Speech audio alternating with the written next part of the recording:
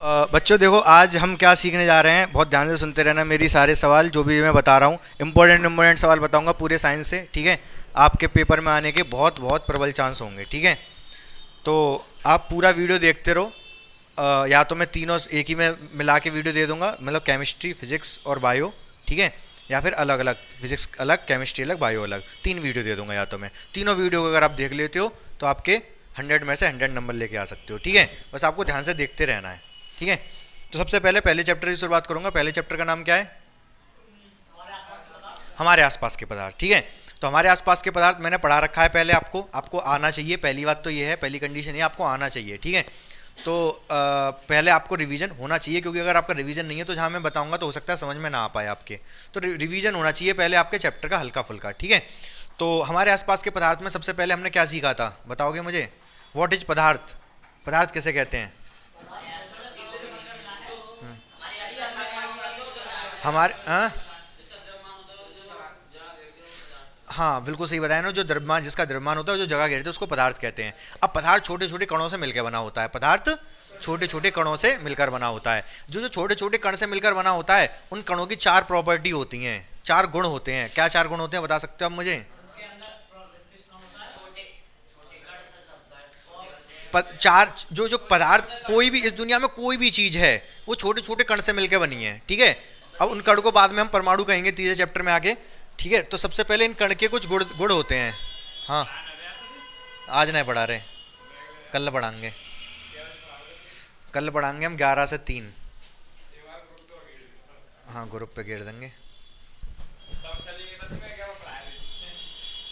ठीक है। और सुनो, आना जरूर है कल। कल की क्लास बहुत इंपॉर्टेंट होगी, आना है हर हाल में। नहीं तो वीडियो भी शेयर करूंगा मैं कल जो पढ़ाऊंगा, ठीक है, ठीक है।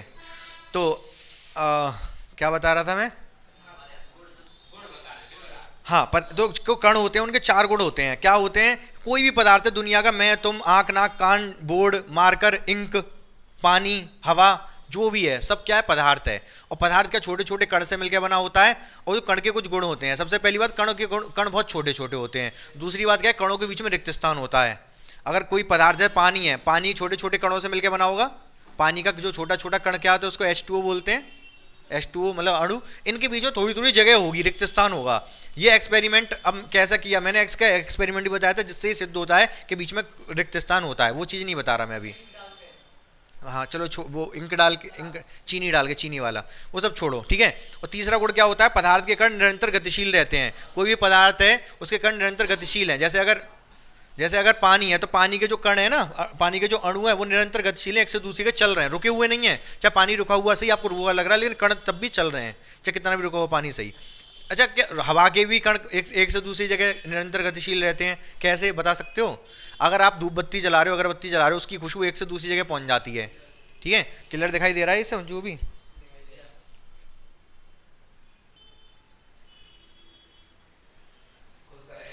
तो होता क्या है, पदार्थ के कण निरंतर गतिशील रहते हैं। ऐसे अगरबत्ती जलाएंगे तो वो एक खुशबू एक से दूसरी जगह पहुंच जा रही, क्यों? हवा के कण गतिशील हैं इसलिए। क्या ठोस के भी कण गतिशील होते हैं? ये जो बोर्ड है, इसके कण गतिशील हैं क्या इस टाइम? होते हैं। मैंने कहा पदार्थ के कण गतिशील होते हैं, तो पदार्थ में ठोस भी आता है, पदार्थ में ठोस भी आता है। तो ये ठोस है, इसके कण भी गतिशील हैं, बस एक से दूसरे का चल नहीं रहे, लेकिन वाइब्रेशन कर रहे हैं। इसके लिए मैंने क्या एग्जांपल बताया था, अगर रॉड है, किसकी, लोहे की रॉड है, उसको एक जगह से गर्म करो तो गर्माहट दूसरी जगह पहुंच जाती है। क्यों? क्योंकि वो वाइब्रेशन कर रहे हैं, लोहे के कण वाइब्रेशन कर रहे हैं, तो वाइब्रेशन कर करके एक से दूसरी जगह पहुंच जाएंगे। वो मतलब गर्माहट एक से दूसरी जगह पहुंच जाती है। गर्माहट, वो वाइब्रेशन जैसे ही गर्म करोगे तो वाइब्रेशन तेज हो जाएंगे। ये टक्कर मारेगा बराबर वाले में, उसके वाइब्रेशन तेज हो जाएंगे, बराबर बराबर, तो गर्माहट दूसरी जगह पहुंच जाती है। इस तरीके से बात समझ पा रहे हो मेरे? तो पदार्थ के कण गतिशील होते हैं, ठीक है। और चौथा क्या होता है? पदार्थ के कण एक दूसरे को आकर्षित करते हैं। चार बता दिए मैंने, कौन कौन से चार बता दिए पदार्थों के कणों के गुण?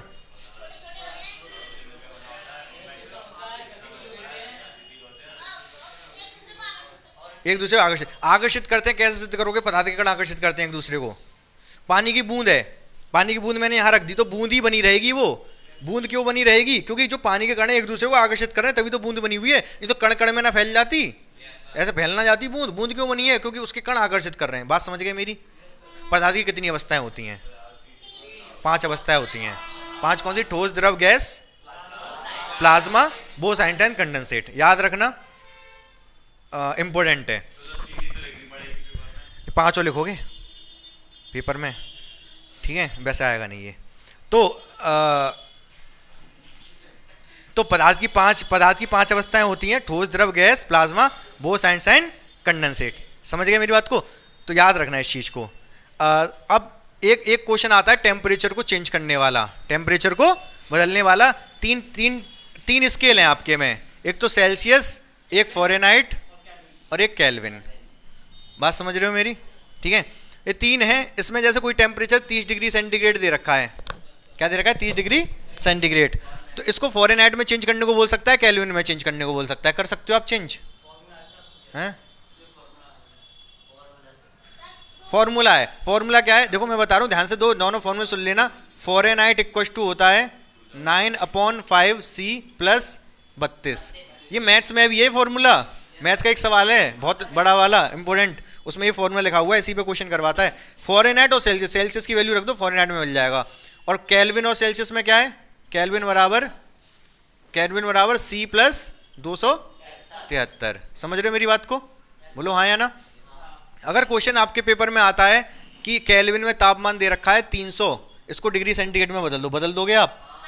केल्विन में दे रखा है 300 और डिग्री सेंटीग्रेड में बदलना है, कैसे? हाँ, कैसे करोगे? कि के की जगह 300 रख दोगे, के, हाँ 27 आ जाएगा। के की जगह 300 रख दोगे, ये वाला फॉर्मूला लगाओगे। के को सेंटीग्रेड में चेंज करवा रहा है सी में, तो के की जगह रख दोगे आप 300 + C + 273। ठीक है, तो ये 273 इधर आके माइनस हो जाएगा, बराबर C। कितना आ जाएगा ये? 27 डिग्री सेंटीग्रेड, या फिर 27 डिग्री लिख दो केवल, C बराबर 27 डिग्री। कैसे? अरे तो माइनस में हो जाएगा यार, C कर सकते हो, C इधर आके माइनस हो जाएगा। तो कुल मिला के 27 आंसर आ गया। याद रहेगा आपको? कोई दिक्कत परेशानी समस्या नहीं है। अगर K में 300 दे रखा है तो C में कितना होगा? 227, केवल 27। क्लियर है बिल्कुल 100%? ठीक है, तो एक ये तापमान बदलने वाले ये 2 फॉर्मूले होते हैं, फॉर्मूले याद रखना। ठीक है, फॉर्मूले दोनों, अगर सेल्सियस में दे रखा है तो फ़ारेनहाइट में बदल सकते हो, सेल्सियस में दे रखा है केल्विन में बदल सकते हो, केल्विन में दे रखा है सेल्सियस में बदल सकते हो। समझ गए? क्लियर है? कोई डाउट नहीं है, कोई समस्या परेशानी नहीं है? ठीक है, एक तो ये वाला कंसेप्ट था। और क्या कंसेप्ट है इसमें, इस चैप्टर में? एक तो वही कण वाला है, बता दिया मैंने सारे कण के क्या क्या प्रॉपर्टी होती है, क्या क्या गुण होते हैं। इसके अलावा मैंने क्या बता दिया, एक टेम्परेचर कन्वर्जन, ठीक है, तापमान में परिवर्तन, ठीक है, कैसे निकालते हैं ये बता दिया। और क्या दे रखा है इस चैप्टर में है? चलो मैं बताता हूँ और क्या क्या है, रुको। इसके बाद बच्चों जो आपके कंसेप्ट आता है आपके पेपर में, जो मतलब पहले चैप्टर में दे रखा है, बाष्पन। बाष्पन ध्यान है आपको? क्या होता था बाष्पन? हाँ बिल्कुल सही बताया रोहित शर्मा ने। कोई द्रव जब अपने क्वथनांक से पहले द्रव से गैस में परिवर्तित हो जाता है तो उसको बाष्पन कहा जाता है। याद रहेगा कि नहीं? बिल्कुल 100% सबको याद है? ठीक है, जब कोई द्रव अपने क्वथनांक से पहले, जैसे 100 डिग्री सेंटीग्रेड में एग्जांपल, 100 डिग्री सेंटीग्रेड पे पानी क्या होता है? बर्फ, भाप बन जाता है।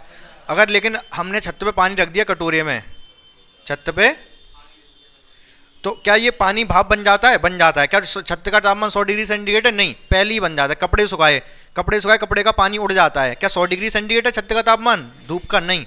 तो ये तापमान से, क्वथनांक से पहले ही, क्वथनांक जल का क्वथनांक है क्या? क्वथनांक मतलब समझ रहे हो? क्वथनांक मतलब समझ रहे हो आप? वह तापमान जिस पर द्रव गैस में परिवर्तित हो जाए उसको क्वथनांक कहा जाता है। समझ रहे हो मेरी बात को? हाँ या ना? वह तापमान जिस पर द्रव किस में परिवर्तित हो जाए? गैस में परिवर्तित हो जाए, उसको क्वथनांक कहते हैं। जल का क्वथनांक कितना है? 100 डिग्री सेंटीग्रेड। ठीक है, तो अगर क्वथनांक से पहले ही परिवर्तित हो जाए, क्वथनांक से पहले ही परिवर्तित हो जाए भाप में, तो उसको कहते हैं बाष्पन। क्या कहते हैं? बाष्पन। इंग्लिश में एवेपोरेशन, इंग्लिश में इसको एवेपोरेशन कहते हैं। ठीक है, कोई समस्या परेशानी दिक्कत नहीं है आपको। ठीक है, तो 2 चीजें हैं आपके पास। हाँ, द्रव गैस में द्रव से गैस में परिवर्तित हो जाए। तो सबसे पहले मेरी बात सुनो, जैसे समझ गए ना कंसेप्ट को मेरे? होता क्या है, ये तो समझ गए, सब कपड़े सूख जाते हैं 100 डिग्री सेंटीग्रेड पे नहीं होता उससे पहले, क्योंकि बाष्पन होता रहता है, इवेपोरेशन होता रहता है द्रव का, ठीक है, पानी का फिलहाल वहाँ पर। कटोरे में पानी रख दो छत पे तो वो क्या बन जाता है, भाप बन जाता है, क्योंकि 100 डिग्री सेंटीग्रेड से पहले ही हो जा रहा है, तो उसको बाष्पन कहा जाएगा। अब बाष्पन को प्रभावित करने वाले कारक होते हैं 4, कौन कौन से? 4 कारक होते हैं, क्षेत्रफल, सरफेस एरिया, सतह का क्षेत्रफल, सतह का क्षेत्रफल, सतह का क्षेत्रफल। दूसरा हवा की गति, तीसरा तापमान, तीसरा चौथा आर्द्रता। आर्द्रता को क्या बोलते हैं? ह्यूमिडिटी। अब मुझे बताओ, बहुत जल्दी जल्दी से बताओगे, जो मैं बता रहा हूँ ना लैंग्वेज, आप खुद ये लैंग्वेज भी लिख सकते हो पेपर में, समझ रहे हो? जैसे कटोरे का बता रहा हूँ, छत पे कुछ भी लिख सकते हो आप, कोई दिक्कत वाली बात नहीं, सवाल आता है तो पेपर में। तो सतह का क्षेत्रफल मतलब ये कटोरे में पानी रख दिया मैंने और एक गिलास में पानी रख दिया छत पर गर्मियों के टाइम में, ठीक है, इसमें भी उतना ही पानी है, इसमें भी 100 ml पानी है, इसमें भी 100 ml पानी, कौन सा पहले उड़ जाएगा? कटोरे वाला, क्योंकि कटोरे की क्षेत्रफल ज़्यादा है सतह का क्षेत्रफल, तो सतह का क्षेत्रफल ज़्यादा है तो इसलिए ये पहले उड़ जाएगा। मतलब सतह का क्षेत्रफल बढ़ने से बाष्पन अधिक होता है। क्या लिखोगे इसमें? क्षेत्रफल अधिक होने से बाष्पन अधिक, क्षेत्रफल अधिक होने से बाष्पन भी अधिक। समझ गए मेरी बात को? हवा की गति, हवा तेज चल रही है तब कपड़े पहले सूखेंगे, हवा धीमे चल रही है तब कपड़े पहले सूखेंगे? हवा तेज चले, हवा तेज होगी तो बाष्पन ज़्यादा होगा, हवा तेज होगी तो बाष्पन ज़्यादा होगा। तापमान, अगर छत का तापमान 50 डिग्री सेंटीग्रेड है, वंश की छत का तापमान 50 है और सचिन की छत का तापमान 40 है। सचिन कहाँ रहता है? अमेरिका में, और ये रहते हैं अलीगढ़ में, ठीक है। तो किसके कपड़े पहले सूखेंगे छत पे पड़े हुए? 50 का जिसका तापमान है, तापमान अधिक होगा तो बाष्पन ज़्यादा होगा, तापमान अधिक होगा तो बाष्पन ज़्यादा होगा। आर्द्रता, आर्द्रता क्या होता है भाई? व्हाट इज आर्द्रता? ह्यूमिडिटी, नमी। Water particle present in the atmosphere, वातावरण में उपस्थित जलवाष्प, वातावरण में उपस्थित जलवाष्प को क्या कहते हैं? आर्द्रता। अगर वातावरण में जलवाष्प उपस्थित है तो बाष्पन ज़्यादा होगा या कम? कम होगा। पहले से ही अगर वातावरण में जलवाष्प उपस्थित है, पहले से ही वातावरण में जलवाष्प उपस्थित है तो और अधिक बाष्पन नहीं हो पाएगा। समझ रहे हो ना? अगर वातावरण में जलवाष्प उपस्थित नहीं तो ज़्यादा बाष्पन होगा। तो आर्द्रता बढ़ने से बाष्पन कम होता है, आर्द्रता ज़्यादा होने से बाष्पन कम होता है। बात समझ पाए? बहुत इंपॉर्टेंट है, पेपर में आए ना आए लेकिन इंपॉर्टेंट बहुत सवाल है ये, ठीक है। क्या कि बाष्पन क्या होता है?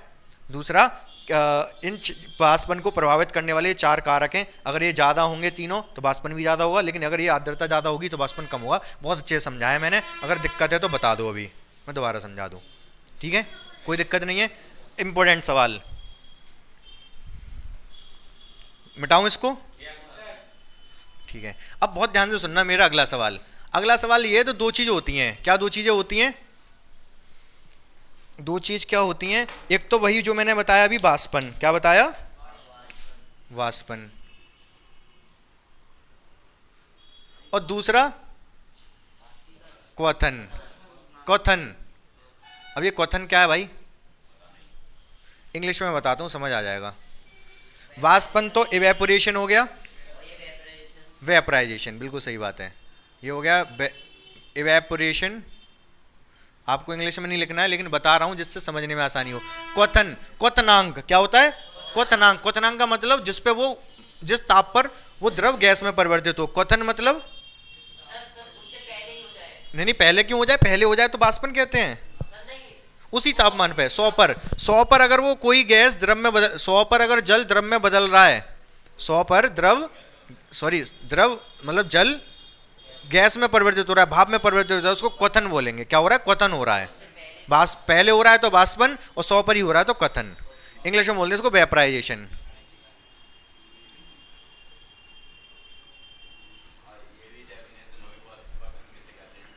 क्वथन भी समझ गए होगे किसे कहते हैं, ठीक है। क्वथनांक पे जब कोई द्रव क्वथनांक पर द्रव से गैस में परिवर्तित हो जाता है तो उसको क्वथन कहते हैं, ठीक है। तो अब इनमें इनमें क्या लिखने हैं आपको? अंतर। तो क्या अंतर हो सकते हैं बताओगे मुझे? आप सोच के बताओ। पहली डेफिनेशन लिख दो, सही बात है। तो बच्चों बाष्पन, इवेपोरेशन और वेपराइजेशन क्वेश्चन में क्या अंतर है? सबसे पहला, ये द्रव के किसी भी तापमान पे हो सकता है, 40 पे हो सकता है, 50 पे भी, 60 पे भी, जल की बात करें तो। और ये किस पे होगा? केवल 100 पर। तो लिख लो, यह है द्रव के किसी भी ताप पर, यह द्रव के किसी भी ताप पर होता है, यह द्रव के निश्चित ताप पर। खुद से लिख लोगे, यह द्रव के निश्चित ताप पर होता है।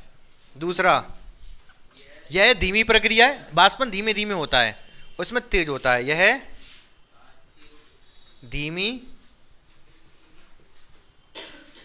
प्रक्रिया है और ये कैसी है? यह तेज प्रक्रिया है। हाँ, अंतर उल्टा नहीं है, अंतर पूछ रहा है तो अंतर ही बता रहे हैं। हो दोनों में बाष्पन ही रहा है, दोनों में एकता क्या है? हो बाष्पन ही रहा है, मतलब भाप ही बन रहा है, दोनों में समानता ये है। तीसरा अंतर क्या है? ये केवल ऊपरी सतह से होगा, यह ऊपरी सतह पर होता है। यह संपूर्ण द्रव में एक साथ होता है या होता है। मतलब क्या है? अंतर समझो, समझना भी पड़ेगा आपको, सिर्फ ये नहीं है रटोगे चीजों को, ठीक है। तो ये तो लिख लोगे ना, यहां पर क्या आएगा? यह निश्चित ताप पर होता है, ठीक है। तो बहुत ध्यान से मेरी बात सुनना, इसका क्या मतलब है संपूर्ण द्रव में? जैसे अगर मान लो मैंने यहाँ कटोरे में रख दिया क्या? पानी। क्या रख दिया? पानी। छत पे रख दिया, तो बाष्पन जो होगा वो केवल ऊपर वाली सतह का होगा। लेकिन अगर मैं नीचे से, अगर मैं इसका कर रहा हूँ क्वथन मतलब गर्म कर रहा हूँ, नीचे से मैं इसको गर्म कर रहा हूँ, तो भाप पहले पानी गर्म कौन सा होगा? नीचे वाला कि ऊपर वाला? नीचे वाला पहले गर्म होगा। तो नीचे वाले का बाष्पन पहले हो, ये क्वथन पहले होगा। क्वथन मतलब 100 डिग्री सेंटीग्रेड जैसे इसका तापमान होगा तो क्या हो जाएगा? ये भाप में बदलने लगेगा और एक साथ पूरा द्रव बदलेगा भाप में। ये नहीं है कि यहाँ का पूरी गर्म हो रहा है। अब एक्चुअली पहले नीचे वाला पहले गर्म हो रहा है, तो नीचे वाला गर्म होकर ऊपर जाएगा और भाप में बदल जाएगा। तो इसमें एक साथ होता है, क्वथन एक साथ होता है पूरी द्रव का। और जबकि ये जो बाष्पन होता है, छत पे रख दिया पानी तो थोड़ा ऊपर वाली सतह का होता है, नीचे वाली का नहीं होता। समझ पा रहे हो? हाँ या ना? हाँ, जिस तरफ से गर्म होगा। अब बाष्पन का क्या चक्कर है? बाष्पन हो क्यों रहा है? क्योंकि ऊपर वातावरण गर्म है, ऊपर गर्मी पड़ रही है, ठीक है। ऊपर गर्मी पड़ रही है तो ऊपर वाली सतह को ही तो गर्म करेगा पानी वाली जो गर्माहट है ऊपर वातावरण की, वो ऊपर वाली सतह को ही तो गर्म करेगी। ऊपर वाली सतह को गर्म करी तो ऊपर वाला बाष्पन हो जाएगा। समझ रहे हो मेरी बात को? है ना? चौथा अंतर क्या है? क्या? इसमें ताप परिवर्तन होता रहता है, इस प्रक्रिया में ताप परिवर्तन होता रहता है। परिवर्तन होता रहता है। क्या मतलब है इसका? मतलब अगर ये यहाँ पर कटोरा रखा है, इसमें पानी छत पे रखा है कटोरा, तो अगर छत का तापमान अगर अभी 50 है तो तब भी बाष्पन हो रहा है। थोड़ा शाम हो गई 40 है तापमान, तब भी बाष्पन हो रहा है। यहाँ पर तापमान परिवर्तित हो रहा है, इसका तापमान परिवर्तित हो रहा है। लेकिन अगर इसकी बात करें क्वथन की, यहाँ पर अगर आप इसको क्या कर रहे हो? आपने गैस पे रख दिया भगोना। किस पे रख दिया? तो ये जो क्वथन होगा ये 100 पे ही होगा, केवल फिक्स है यहाँ तापमान, यहाँ ताप परिवर्तित नहीं हुआ। 100 पर ये भाप बनता रहेगा। समझ पा रहे हो मेरी बात को? 100 से अगर 102 103 तापमान हुआ तो सब भाप बन जाएगा, बचेगा नहीं कुछ भी। समझ रहे हो ना? ठीक है। तो यहाँ पर ताप परिवर्तन होता रहता है, यहाँ ताप निश्चित रहता है। यहाँ ताप निश्चित रहता है। और ये किस पे बदलता? ये कारक होते हैं प्रभावित करने वाले। क्या क्या कारक होते हैं बाष्पन को प्रभावित करने वाले? क्षेत्रफल, सतह का क्षेत्रफल, सतह का क्षेत्रफल, गति, वायु की गति, पूरा लिख लेना, तापमान, तापमान और आर्द्रता पर निर्भर करता है। करता है कि नहीं करता है? आर्द्रता पर निर्भर करता है, निर्भर करता है। और यह किसी पर निर्भर नहीं करता। समझ गए? ये किस पे? ये तो 100 है तो 100 फिक्स है। जल का, जल का क्वथनांक बदल सकता है? नहीं, 100 है 100 फिक्स रहेगा। ये बदलता रहता है। इस पे क्या होता है? ये किस पे डिपेंड करता है? सतह का क्षेत्रफल ज़्यादा होगा तो ज़्यादा जल्दी होगा, गति, वायु की गति ज़्यादा होगी तो ज़्यादा होगा, तापमान अधिक होगा तो अधिक होगा, आर्द्रता ज़्यादा होगी तो वाष्पन कम होगा। अंतर समझ गए? बिल्कुल क्लियर है, कोई समस्या परेशानी दिक्कत नहीं है। ठीक है। अब मैंने आपसे एक सवाल पूछा था कि द्रव की कितनी अवस्थाएं, पदार्थ की कितनी अवस्थाएं होती हैं? 5। जिसमें से कार्बन डाइऑक्साइड कैसी अवस्था में होता है? हाँ, कार्बन डाइऑक्साइड गैस होती है। कार्बन डाइऑक्साइड क्या होती है? गैस। लेकिन एक ठोस कार्बन डाइऑक्साइड भी होती है। क्या होती है? ठोस कार्बन डाइऑक्साइड। इस ठोस कार्बन डाइऑक्साइड को कहते हैं शुष्क बर्फ। क्या कहते हैं? शुष्क बर्फ। याद रखना है इसको, इंपॉर्टेंट सवाल है ये। ठोस कार्बन डाइऑक्साइड को क्या कहते हैं? शुष्क बर्फ। ठीक है, आगे देखते हैं। अब बच्चों ध्यान से सुनो, अब पहला चैप्टर हमारा खत्म हो गया, दूसरा चैप्टर जल्दी जल्दी बताऊंगा, बहुत जल्दी ध्यान से सुन लेना। दूसरे चैप्टर में इंपॉर्टेंट क्या है? इंपॉर्टेंट क्या है? सीधे सीधे हम देखते हैं, एक दो चीज़ें उसमें इंपॉर्टेंट होगा ही क्या, उतना पढ़ लो जो मैं बता रहा हूँ वही पेपर में आएगा, क्योंकि कुछ है ही नहीं उसके अलावा उसमें। ठीक है, तो मिश्रण है, मिश्रण के बारे में है, और मिश्रण को पृथक करना कैसे है, एक दो चीज़ वो है, उसके अलावा कुछ है ही नहीं। सबसे पहले मिश्रण क्या होता है बता दो जल्दी से।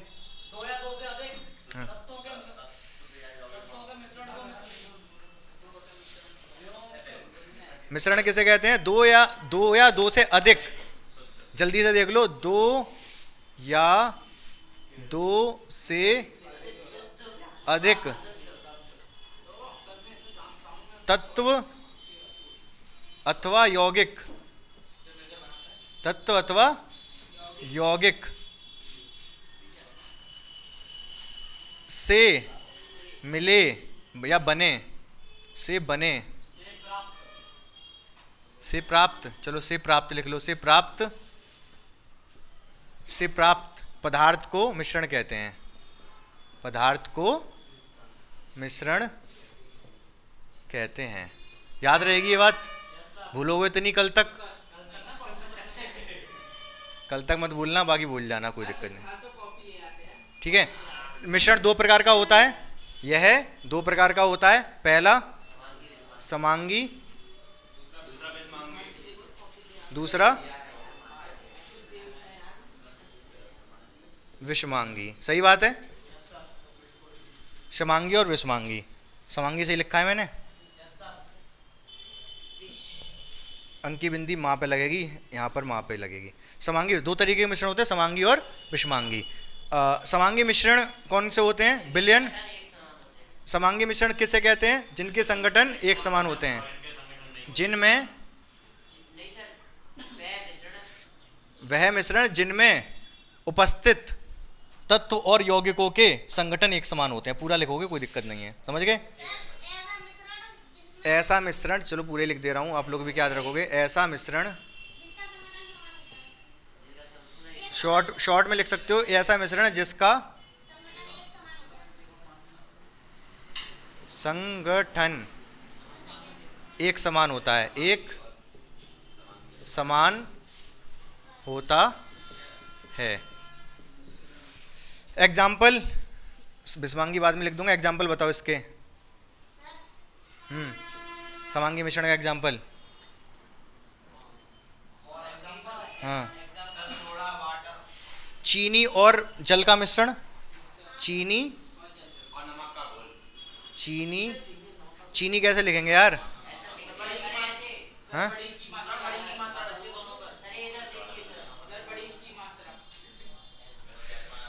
ना दो ना नहीं लगेंगे? चीनी और, बस आवाज नहीं, चीनी और पानी का घोल, नमक और पानी का घोल। ठीक है, सब समांगी मिश्रण है। अब मेरी बात बहुत समझना ध्यान से, दो पेन तो लेके जाओगे आप, काला और नीला। ठीक है, तो समांगी मिश्रण इतना थोड़ा बहुत अगर कोई डायग्राम बना दो तो मज़ा आ जाता है क्वेश्चन में, टीचर को नंबर देने में कोई दिक्कत नहीं होती। तो सबसे पहले यही लिखोगे, यह दो प्रकार के होते हैं, समांगी विषमांगी लिखे थे मैंने। उसके बाद समांगी लिखोगे, समांगी में ये लिख दोगे, समांगी मिश्रण बना देना एक। समांगी मिश्रण कैसे बना दोगे, ये क्या है पता है, ये है कण, का एक कण है ये पानी के, ये किसके कण है,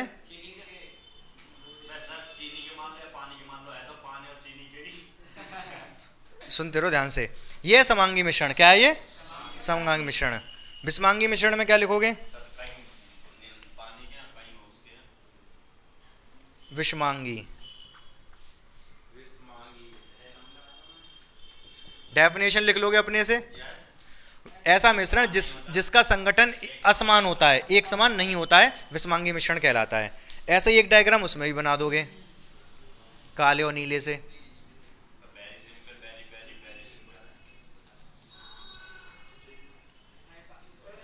ये तो पानी है, ये क्या है, पानी, इसमें रेत मिला दिया मैंने।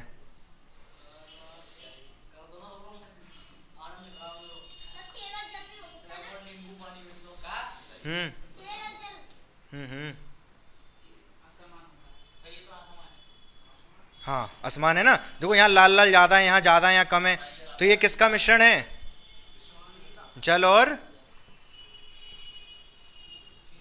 रेत।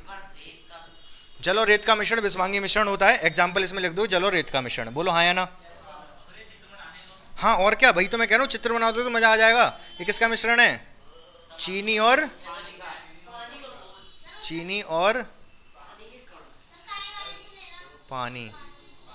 तो ये समांगी, ये विषमांगी। दिख रहा है विषमांगी क्यों है, क्योंकि लाल लाल इधर ज्यादा है उधर कम है, यहाँ पर सारे एक समान है, लाल लाल काले काले। ये समांगी, ये विषमांगी। डेफिनेशन लिख लोगे उदाहरण के तौर पे, जल और रेत का मिश्रण। अब विषमांगी मिश्रण दो प्रकार के होते हैं। जो समांगी मिश्रण अब तीन चीजें होती हैं, विलयन, कॉलॉइड और निलंबन। विलयन, कॉलॉइड और निलंबन। विलयन कैसा होता है, जो समांगी मिश्रण विलयन होता है, ठीक है। और कॉलॉइड और निलंबन कैसे होते हैं, विषमांगी मिश्रण होते हैं। कॉलॉइड और निलंबन विषमांगी मिश्रण होते हैं, ठीक है। वहां से अब ध्यान से सुनो, एक क्वेश्चन इंपॉर्टेंट जो आएगा पेपर में। इसके अलावा अच्छा मुझे ये बताओ, पीतल कैसा मिश्रण है, मिश्रण समांगी विषमांगी, पीतल समांगी, पीतल, अरे यार पीतल, क्या पीतल कोई धातु है, हैं उड़ा दूंगा मैं, कोई धातु नहीं है पीतल। क्या कभी सुना है कि कोई धातु क्या है, जिंक हो गया, लोहा हो गया, हाँ एक सेकंड, विद्युत अपराध, ये सब धातुएं होती हैं। क्या पीतल कोई धातु नहीं है हमारी, पीतल मिश्रण है, दो चीजों से मिलकर बना है। और कैसा मिश्रण है, समांगी।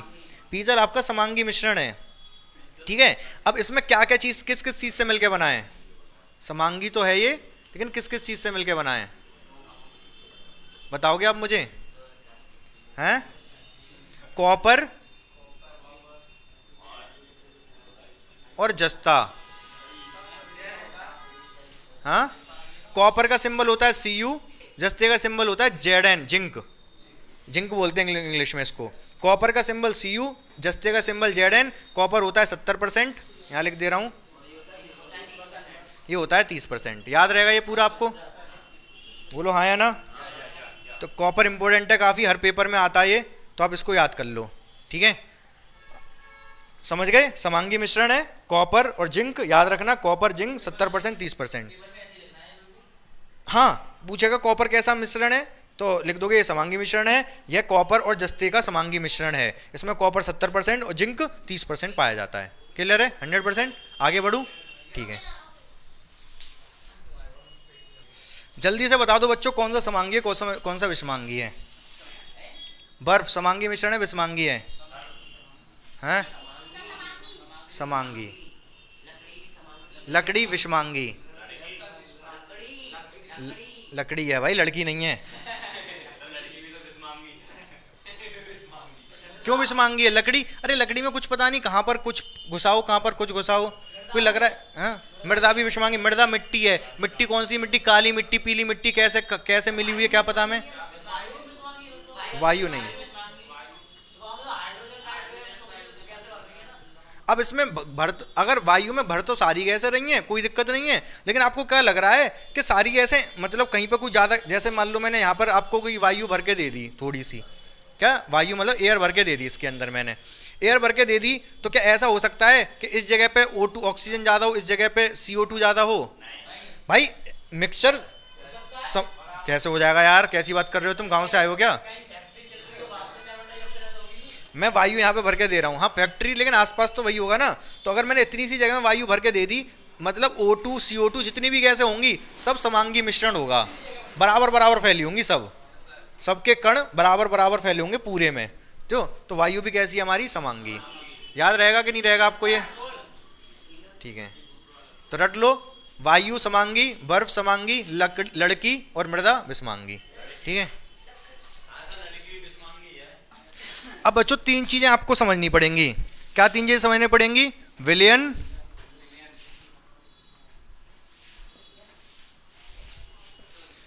कॉलॉइड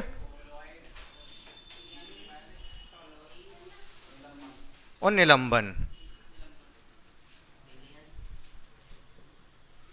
इंग्लिश में इसको बोलते हैं सॉल्यूशन, इसको कॉलॉइड ही बोलते हैं, इसको सस्पेंशन बोलते हैं। ठीक है, हिंदी में यार देख लेना, थोड़ी बहुत लिख लेने में गलती हो जाती है, मैं पहली बार पढ़ा रहा हूँ हिंदी में।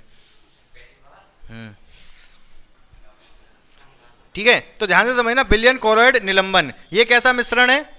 समांगी। ये कैसा मिश्रण है? ये विषमांगी। विषमांगी और ये भी विषमांगी। हाँ, डेफिनेशन लिख देना। अगर विलयन की पूछे एक समांगी मिश्रण है, कॉलॉइड की पूछे विषमांगी मिश्रण है, निलंबन की पूछे विषमांगी मिश्रण है। इसमें आकार किसका? इनके कणों का आकार। मिश्रण का मतलब दो चीजें मिल रही हैं, मिश्रण का मतलब दो चीजें मिलाई जा रही हैं। जब दो चीजें मिलाई जाएंगी तो कण होंगे। दो चीजें होती हैं, दो चीज क्या होती हैं? एक होता है जैसे विलयन कोई बनाया तो उसमें एक विलायक होता है और एक विलय होता है। अगर ये कोई विलयन है, इसमें दो चीजें मिली हुई हैं,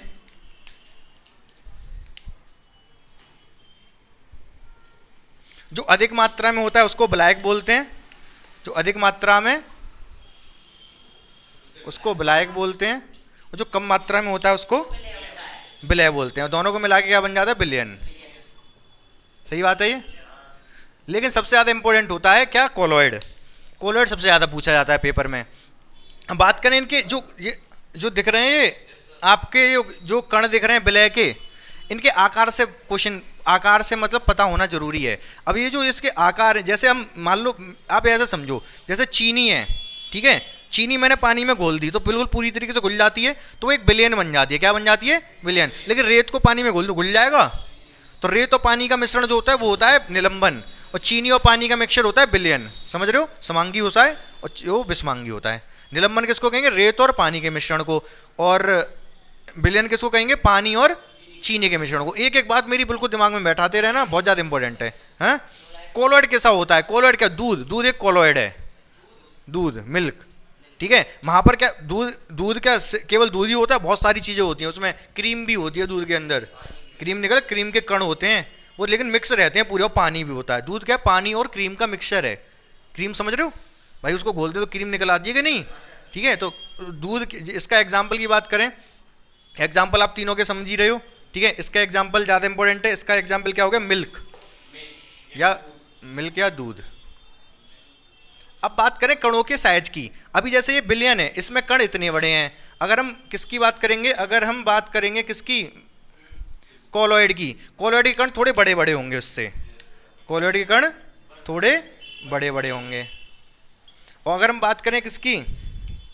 निलंबन की, तो निलंबन के कण कैसे होंगे? निलंबन के कण होंगे बहुत ज़्यादा बड़े, बहुत ज़्यादा बड़े, और सबसे ज़्यादा बड़े इसी के होते हैं। समझ रहे हो? तो देखो, मैं आपको जो समझा रहा हूँ केवल ये नहीं बता रहा कि ये इंपॉर्टेंट क्वेश्चन है। इंपॉर्टेंट क्वेश्चन के साथ साथ पूरा कंसेप्ट भी बता रहा हूँ जिससे आप लिख के आ सको, भूलो ना। ठीक है, जितना वीडियो अगर वीडियो देखते लोगे ना, ये 2 बार अगर आपने वीडियो देख लिया और कुछ नहीं पढ़ाई की तो भी पूरा पेपर कराओगे जितना मैं समझा रहा हूँ। जैसे डायग्राम बना बना के समझा के आना पेपर में, ठीक है, पूरा पूरा ज़्यादा नंबर मिलेंगे। तो मिल्क इसका ये क्या है हमारा कॉलोइड, ये तो हो गया बिलियन, और ये क्या हो गया निलंबन, ये निलंबन ये बिलियन, समझ गए होगे। तो यहाँ पर कणों के आकार बहुत छोटा होता है, बिलियन में कणों का आकार कितना होता है 1 नैनोमीटर से कम।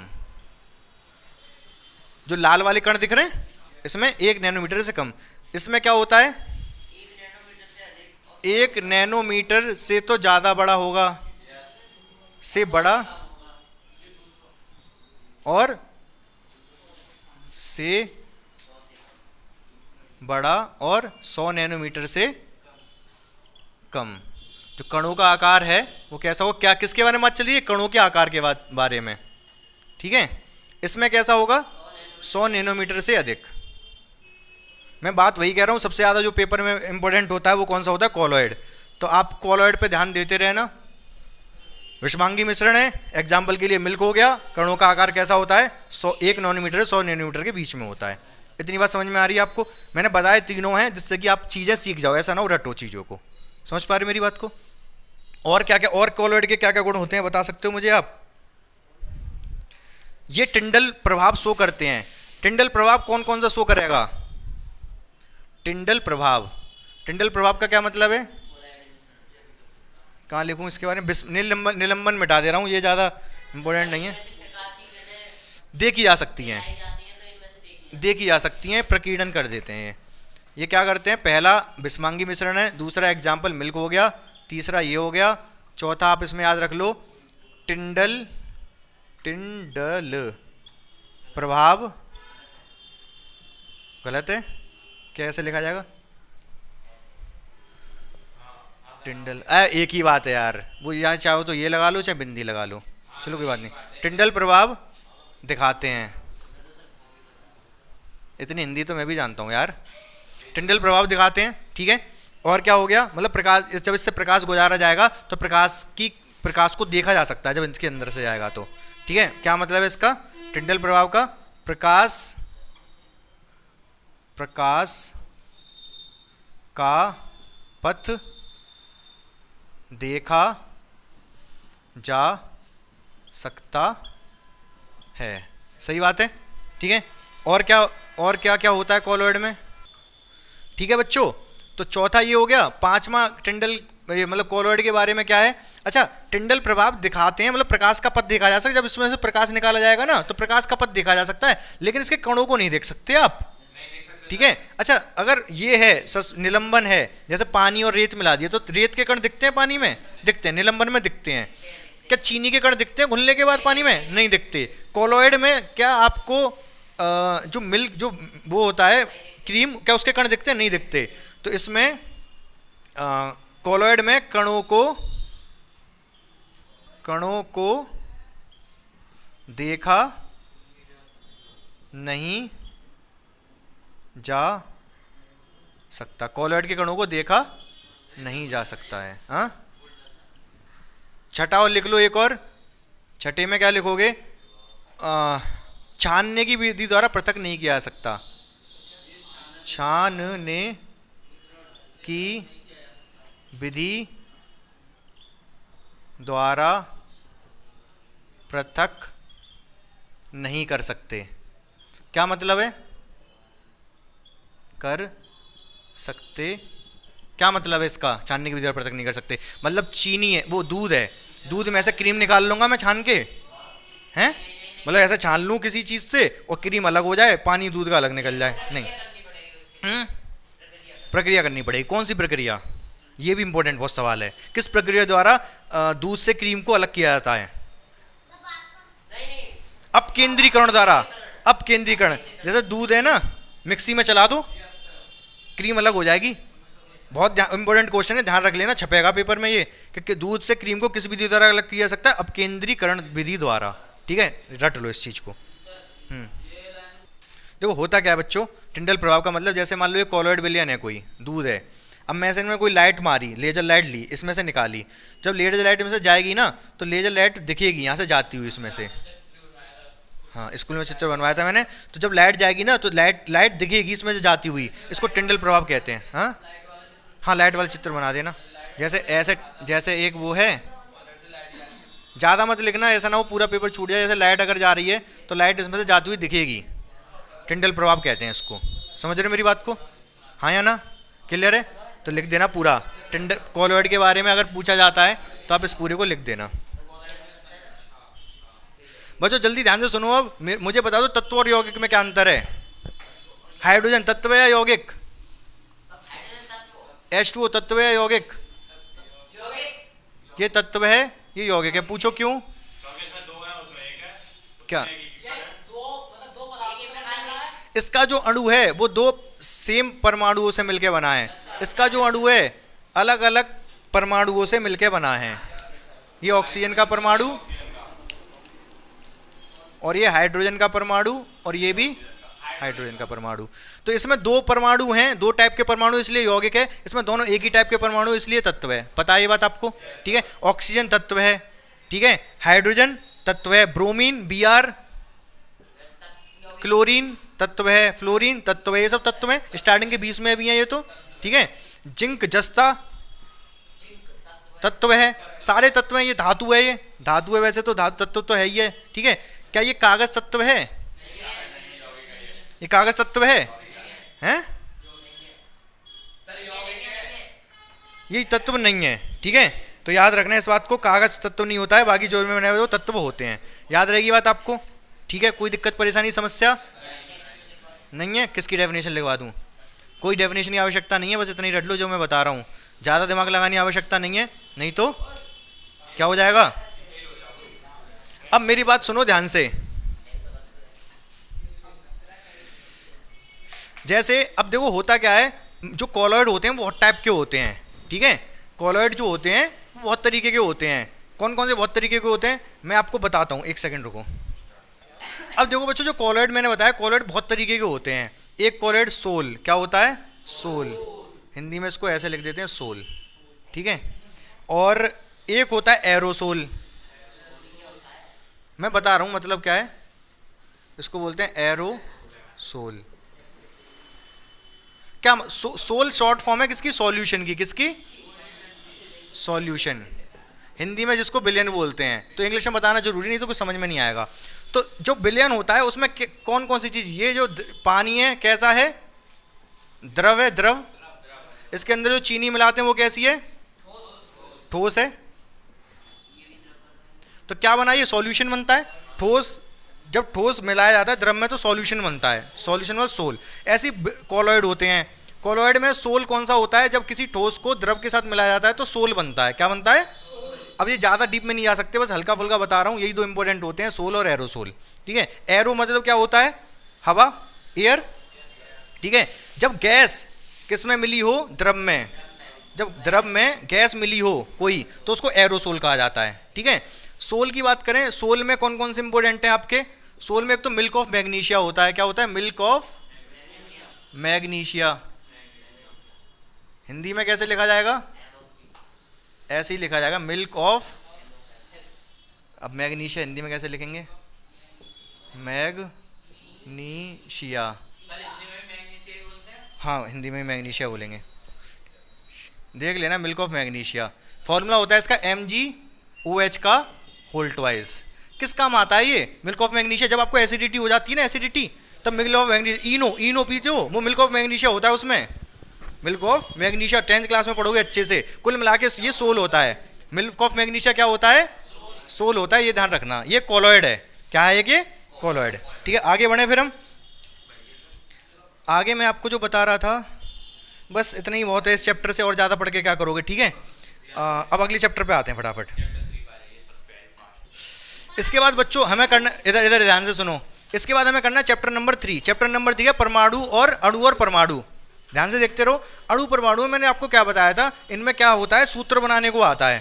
ध्यान है आपको। और सूत्र बनाने के लिए मैंने आपको संयोजकता रटवाई थी। एक वीडियो है, मैं डाल दूं उसको, उस वीडियो को डाल दूं अलग से कि समझा दूं इसमें पूरा। वो वीडियो भी डाल दूंगा मैं, ठीक है। अच्छे से आप समझ लेना उसको, ठीक है। तो उस वीडियो में मैंने आपको क्या समझाया कि परमाणु की संयोजकता कैसे निकाली जाती है। सबसे मैंने दो चीजें बताई थी आपको, परमाणु क्रमांक और परमाणु द्रव्यमान। जितनी तेज बोल रहा हूँ कोई दिक्कत तो नहीं है, समझ में आ रही सारी बात? ठीक है, तो दो चीजें परमाणु क्रमांक और परमाणु द्रव्यमान। कितने स्टार्टिंग है 20 तत्वों की, कौन कौन से? Hydrogen, helium, lithium, beryllium, boron, carbon, nitrogen, oxygen, fluorine, neon, sodium, magnesium, aluminium, silicon, phosphorus, sulphur, chlorine, आगे आर्गन, पोटेशियम, कैल्शियम। इनके परमाणु क्रमांक के अकॉर्डिंग ही लिखे हैं मैंने ये। इनके परमाणु क्रमांक कितने हैं? 1 2 3 4 5 6 7 8 9 10 11 13 14 15 16 17 18 19 20। मैंने बताया तो इनके परमाणु भार भी थे, लेकिन उनकी आवश्यकता नहीं है फिलहाल। ठीक है, वो देख लेना आप, उस वाली वीडियो को देखना चाहो तो। इन परमाणु क्रमांक के हेल्प से मैंने आपको बताया था इनकी आप संयोजकता निकाल सकते हो। क्या निकाल सकते हो? संयोजकता। ये कोई भी परमाणु अपने पास या तो 2 इलेक्ट्रॉन रखेगा, 10 रखेगा या 18 रखेगा, मैंने ये बताया था। तो इसके अकॉर्डिंग आप इनकी संयोजकता निकाल सकते हो।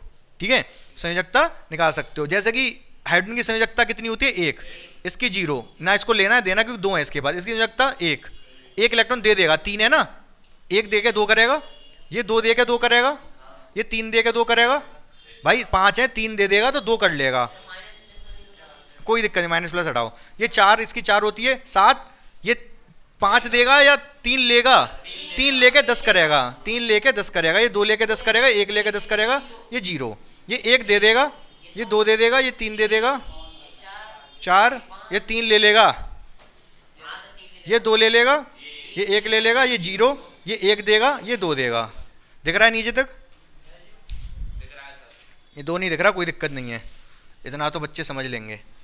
तो ये संयोजकता, ये क्या? परमाणु क्रमांक और ये संयोजकता। ध्यान है आपको ये बात मेरी? हाँ या ना? बोलो जल्दी फटाफट, कोई दिक्कत परेशानी समस्या नहीं है। अब मैं क्या कर रहा हूँ, संयोजकता मैंने बता दी, कुछ संयोजकता मैंने बताई थी आपको, जैसे कि क्लोरीन की संयोजकता तो 1 हो गई, याद रखना आप। ठीक है, सल्फेट की संयोजकता कितनी बताई थी मैंने? बोलो 2। सल्फेट की संयोजकता मैंने बताई थी आपको 2। और OH हाइड्रोक्साइड की संयोजकता कितनी? 1। हाइड्रोक्साइड सल्फेट की संयोजकता 2, हाइड्रोक्साइड की संयोजकता 1, और ऑक्सीजन की कितनी संयोजकता है? 2। अब मैं कुछ आपको नाम दूंगा, तत्वों नहीं, यौगिकों के नाम दूंगा, आपको उनके फॉर्मूले बनाने हैं। समझ रहे हो मेरी बात को? आपको फॉर्मूले बनाने हैं, मैं नाम देता हूं, फटाफट बनाते जाओ आप। बच्चों ध्यान से देखो, इनके फॉर्मूले बनाने हैं आपको। सोडियम क्लोराइड, सोडियम क्या होता है? Na, क्लोराइड क्या होता है? Cl। इसकी संयोजकता 1 इलेक्ट्रॉन देता है, ये 11 है इसका परमाणु क्रमांक। क्लोरीन की भी 1 इधर जाएगा, 1 इधर जाएगा, फॉर्मूला Na1Cl1, NaCl। ठीक है, मिटा दो इसको, समझ में आ गया ना? ये नहीं आएगा। सोडियम ऑक्साइड, ये क्या है? ये सोडियम ऑक्सीजन का ऑक्साइड मतलब ऑक्सीजन। इसकी संयोजकता 1, इसकी 2 इधर जाएगा, 1 इधर आएगा। Na के नीचे 2, Na2, ऑक्सीजन के नीचे O। फॉर्मूला बनाना सीख गए? ठीक है। Aluminium chloride, aluminium Al, chloride मतलब Cl। एल्यूमिनियम की संयोजकता 3 क्योंकि 13 है। क्लोराइड की क्लोरीन 1 इधर आएगा, 3 इधर आएगा। Al के नीचे 1 Al 1 और Cl3। समझ गए भाई? एल्यूमिनियम नीचे 1 तो एल्यूमिनियम अकेला, Cl के नीचे 3 तो Cl3। बोलो हाँ या ना? सोडियम सल्फाइड, सोडियम तो Na हो गया, सल्फाइड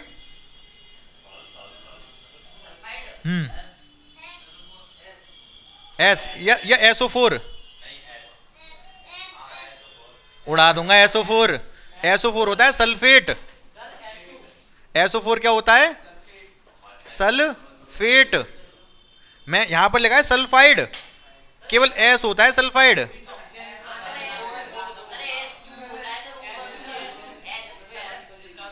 टू नेगेटिव, दो नेगेटिव चार्ज होता है।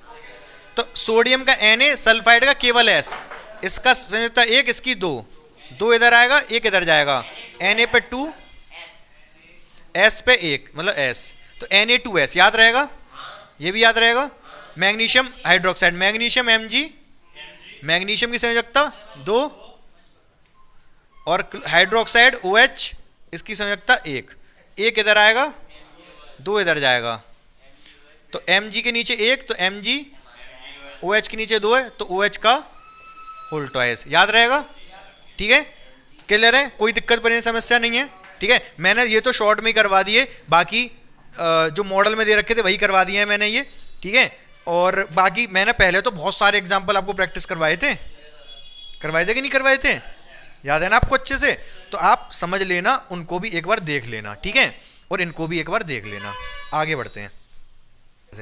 अब बच्चों बहुत ध्यान से सुनो, जो तीसरे चैप्टर में जो एक इंपॉर्टेंट चीज है वो है कौन? डाल्टन। डाल्टन ही डॉल्टन, डाल्टन। तो अगर डाल्टन अगर आ गया पेपर में तो टन टन टन कर दोगे कि नहीं? ठीक है, कर देना।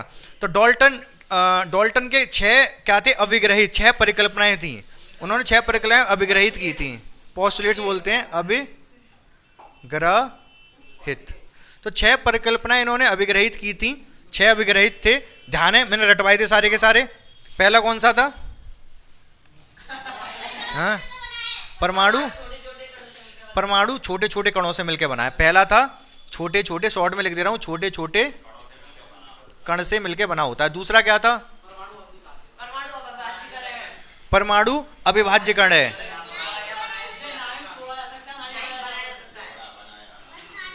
अविभाज्य कण है कौन? परमाणु। परमाणु अविभाज्य कण है। तीसरा क्या था? समान तत्वों के परमाणु, समान द्रव्यमान और रासायनिक गुण समान होते हैं। समान तत्वों के परमाणु, समान तत्वों के परमाणु कैसे होते हैं? परमाणु समान। और चौथा था अलग अलग तत्वों के परमाणु, अलग अलग तत्वों के परमाणु के रासायनिक गुण और द्रव्यमान कैसे होते हैं? असमान। असमान या अलग अलग, असमान या अलग अलग। चौथा क्या था अभिग्रहित? पांचवा क्या होता है? किसी यौगिक में परमाणु छोटे पूर्ण संख्या में से होता है। किसी यौगिक में क्या होता है? ये सब मैंने रटवाए थे, आपको ध्यान हो तो आपको एक एक रटा होगा। सभी तत्वों के यौगिक, सभी यौगिकों में आगे छोटे परमाणु क्या होते हैं? छोटे पूर्ण संख्या में। परमाणु छोटे पूर्ण संख्या में संयोजित होता है। छठवां क्या था? किसी यौगिक में, ध्यान से देखना, किसी यौगिक में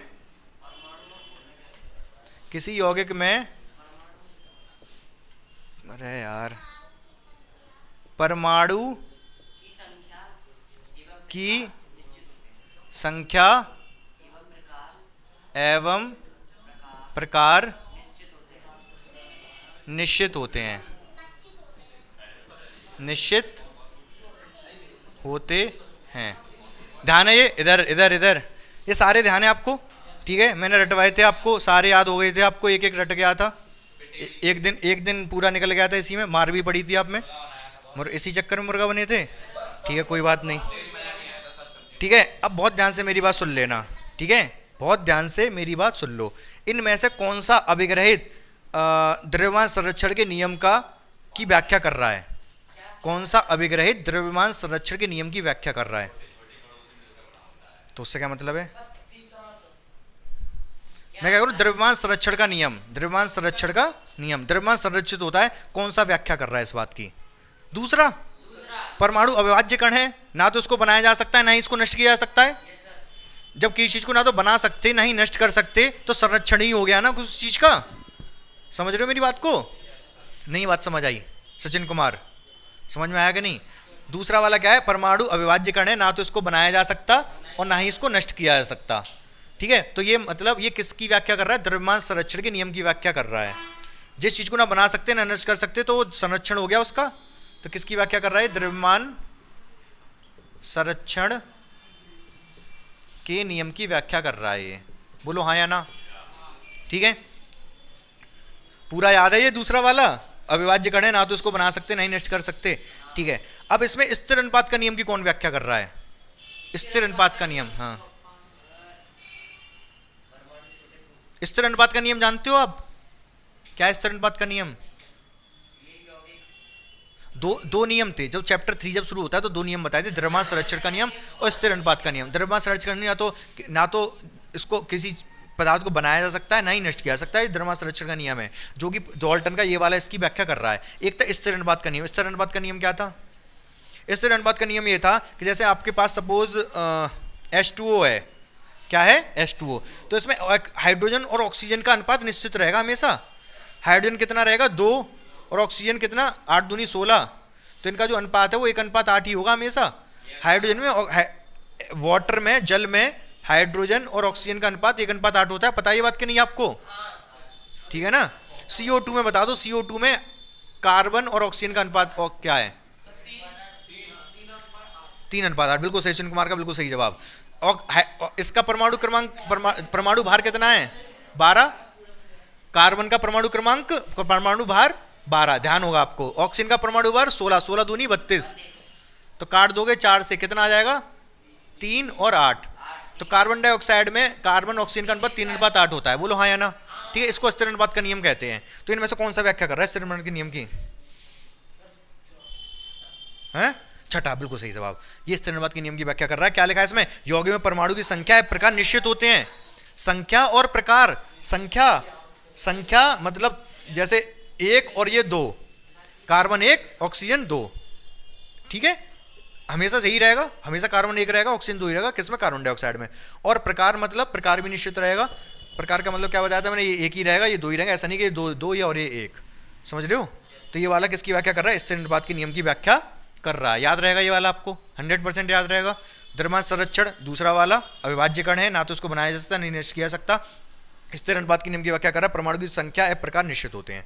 कम क्लियर है बिल्कुल। ये तीसरा वाला चैप्टर खत्म। यहाँ पर हम चौथे चैप्टर पे आ जाओ फटाफट। अब देखो चौथे केमिस्ट्री का 14 चैप्टर है परमाणु की संरचना। उसमें इंपॉर्टेंट क्या है? इलेक्ट्रॉन, प्रोटॉन, न्यूट्रॉन की खोज किसने की? इलेक्ट्रॉन, प्रोटॉन, न्यूट्रॉन की खोज किसने की? नाभिक की खोज किसने की? अरे बस शांत हो जा भाई। और कैनाल रे की खोज किसने की?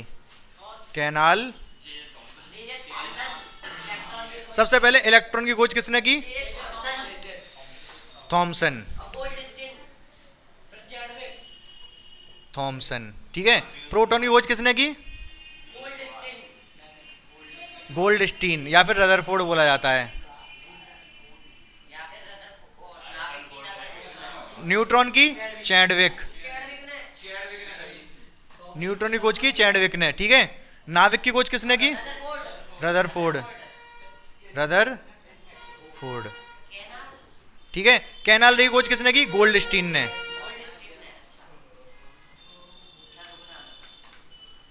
ठीक है, तो याद हो गई आपको, ये पता है। J Thomson, Goldstein, Chadwick, Rutherford, Goldstein.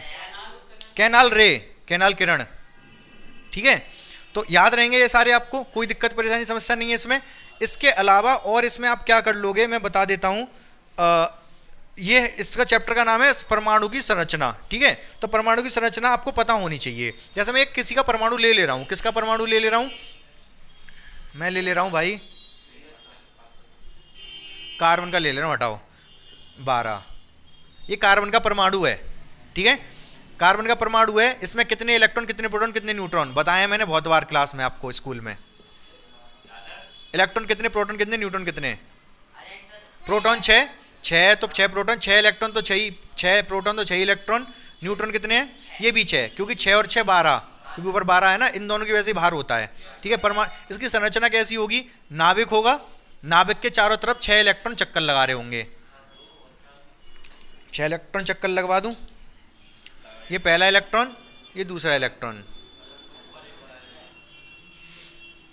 1 2 3 4। दूसरी कक्षा में 4 इलेक्ट्रॉन चक्कर लगा रहे होते हैं। बोलो हाँ या ना।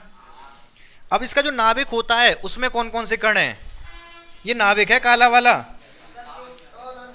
इसमें 6 प्रोटॉन 6 न्यूट्रॉन होंगे। 6 प्रोटॉन 1 2 3 4 5 6। ये 6 क्या हैं?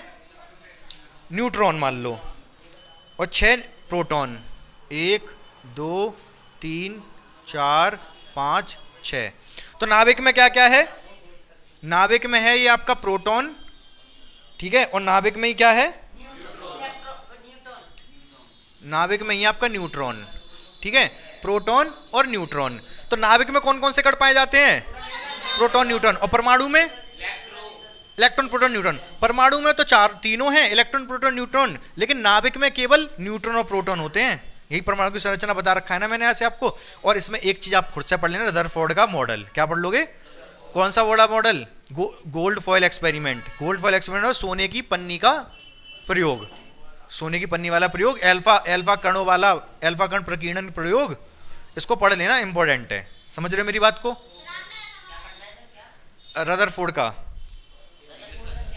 रदरफोर्ड का गोल्ड पन्नी वाला एक्सपेरिमेंट, एल्फा कण प्रकीर्णन एक्सपेरिमेंट। एल्फा कण बहुत नामों से जाना जाता है। एल्फा कण प्रकीर्णन, एल्फा पार्टिकल डिफ्लेक्शन, एल्फा कण प्रकीर्णन बोला जा सकता है, या फिर सोने की पन्नी का प्रयोग, सोने की पन्नी वाला प्रयोग, एल्फा कण की बमबारी जिसमें करते हैं सोने की पन्नी। रदरफोर्ड का जो है मैंने बताया। हाँ, तो ये वाला एक पढ़ लेना आप। बाकी जो मैंने इंपॉर्टेंट है आपको बता दिया सारी चीजें। बोलो हाँ या ना। क्लियर है? केमिस्ट्री यहाँ खत्म, ठीक है बच्चों। मैंने आपको देखो केमिस्ट्री पूरी बता दी। आप इतनी केमिस्ट्री पढ़ लो, सारे क्वेश्चन आपको मिल जाएंगे पेपर में, कोई दिक्कत परेशानी समस्या नहीं होगी, ठीक है। फिजिक्स के लिए अलग वीडियो बना दूं, इसी में ऐड कर दूं 3 वीडियो, एक फिजिक्स केमिस्ट्री बायो, ठीक है। ये फिजिक्स केमिस्ट्री हो गया, फिजिक्स तो पढ़ा देता हूँ, ठीक है।